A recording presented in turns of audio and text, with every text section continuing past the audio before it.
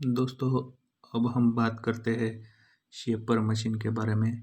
पिछले 2 वीडियो में हमने लेथ मशीन, सीएनसी मशीन और ड्रिलिंग मशीन में जो कटिंग स्पीड क्या होती है और मशीनिंग टाइम क्या होता है वो हमने फाइंड आउट करने के फॉर्मूला देखे थे। अब शेपर मशीन में दोस्तों क्या होता है, वो टूल है जो रैम पर होल्ड होता है, वो फिक्स होता है, वो रोटेट नहीं करता, रेसिप्रोकेट करता है। इसलिए इसका कटिंग स्पीड और मशीनिंग टाइमिंग जो है वो उसके फॉर्मूले दोनों के थोड़े डिफरेंट है। तो हम जैसे वीडियो में देख रहे हैं, कटिंग स्पीड है, उसका फॉर्मूला दिया गया है N × L × 1 + m/1000। यहाँ पर भी वो 1000 है, उसकी ज़रूरत वो हमें में से मीटर में कन्वर्ट करने के लिए, क्योंकि जो कटिंग स्पीड मिलेगी वो हमें मीटर पर मिनट में मिलेगी। हम पर मिनट में जो फाइंड आउट करते हैं तो वो 1000 निकल जाएगा, सिर्फ N × L × 1 + m बचेगा यहाँ पर दोस्तों। N × L × 1 + m/1000। m = ratio of return to cutting stroke, मतलब return stroke to cutting stroke का जो रेशियो होता है उसे m बोलते हैं। यहाँ पर दिया गया है n = number of stroke and l = length of job. हमें कितने नंबर ऑफ स्ट्रोक, मतलब कितने स्ट्रोक लगेंगे कंप्लीट करने के लिए जॉब, उसको बोलते हैं नंबर ऑफ स्ट्रोक। जो हमें m की वैल्यू दी जाती है तो ठीक है, वरना हम m = 2/3 जनरली लेते हैं। 2/3 मतलब उसकी वैल्यू 1 से कम है। वो इसलिए क्योंकि कटिंग स्पीड की जो टाइम होता है, जो कटिंग स्ट्रोक का जो टाइम होता है वो ज़्यादा होता है, और जो रिटर्न स्ट्रोक है वो आइडियल स्ट्रोक बोलते हैं उसको। उसमें हम कट नहीं करते, वो डायरेक्टली पीछे ले लेते हैं, इसलिए उसका टाइम कम होता है, इसलिए उसकी वैल्यू, उसमें जो टाइम लगता है वो कम होता है और कटिंग में जो टाइम लगता है वो ज़्यादा होता है। इसलिए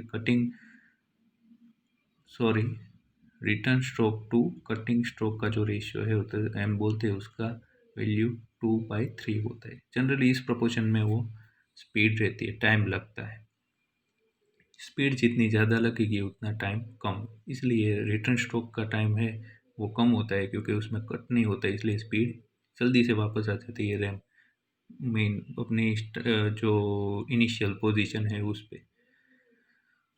तो हम देख सकते हैं n बराबर नंबर ऑफ स्ट्रोक, आरपीएम नहीं है दोस्तों यहाँ पर, क्योंकि रैम है उसमें जो टूल है वो होल्ड हुआ होता है और वो आगे और पीछे, फॉरवर्ड और बैकवर्ड स्ट्रोक में वो रेसिप्रोकेट करता है, यहाँ पर रोटेट नहीं करता। इसलिए number of stroke revolution per minute होता था लेथ में और ड्रिल में, यहाँ पर ऐसा नहीं है।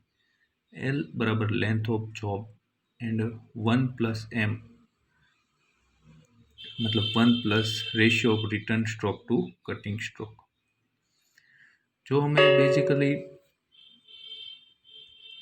बेसिकली एग्जाम्पल या उससे बेसिस पर वो जो ऑब्जेक्टिव पूछे जाते हैं वो भी ये फॉर्मूले में से ही बनते हैं दोस्तों। जैसे कि हम बोलते हैं कि ratio of return stroke to cutting stroke वो बढ़ाया जाए, मतलब उसकी वैल्यू बढ़ती जाएगी तो कटिंग स्पीड बढ़ेगी या न बढ़ेगी, नहीं बढ़ेगी, ये भी हमें फॉर्मूला से मालूम पड़ जाता है। ये देखिए दोनों लीनियर, मतलब जो डायरेक्ट प्रोपोर्शन है उसमें रहता है, मतलब ये बढ़ेगा तो ये भी बढ़ेगी, मतलब जो रेशियो बढ़ गया, रेशियो की value, return stroke to cutting stroke वाला रेशियो की वैल्यू बढ़ेगी तो कटिंग स्पीड भी बढ़ेगी।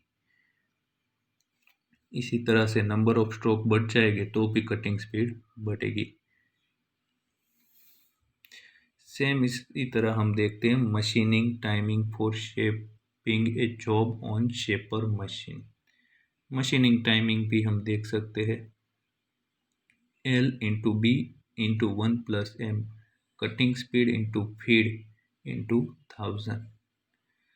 तो यहाँ पर देखते हैं हमें जो टाइमिंग मिलता है वो मिनट में मिलता है। L = लेंथ ऑफ जॉब है, B = ब्रीथ ऑफ जॉब, और 1 + m तो सेम ही रहेगा, ratio of return stroke to cutting stroke. Cutting speed हम यहाँ से फाइंड आउट कर ली है। फीड भी हमें दी रहती है, नहीं देते तो वो फीड जनरली देते ही उसका फीड का मतलब क्या होता है, कोई भी जॉब है उसमें लीनियर डायरेक्शन में टूल ट्रैवल करने की जो गति है, एक रिवॉल्यूशन हम लेथ और ड्रिलिंग में बोलते थे, इसी तरह इसमें हम स्ट्रोक के द्वारा फाइंड आउट, स्ट्रोक के कंपैरिजन में फाइंड आउट करते हैं कि स्ट्रोक में कितनी फीड दी गई, फीड इंटू 1000। तो इसी तरह दोस्तों L into B into 1+m upon cutting speed into feed into 1000 से हम मशीनिंग स्पीड फाइंड आउट कर सकते हैं।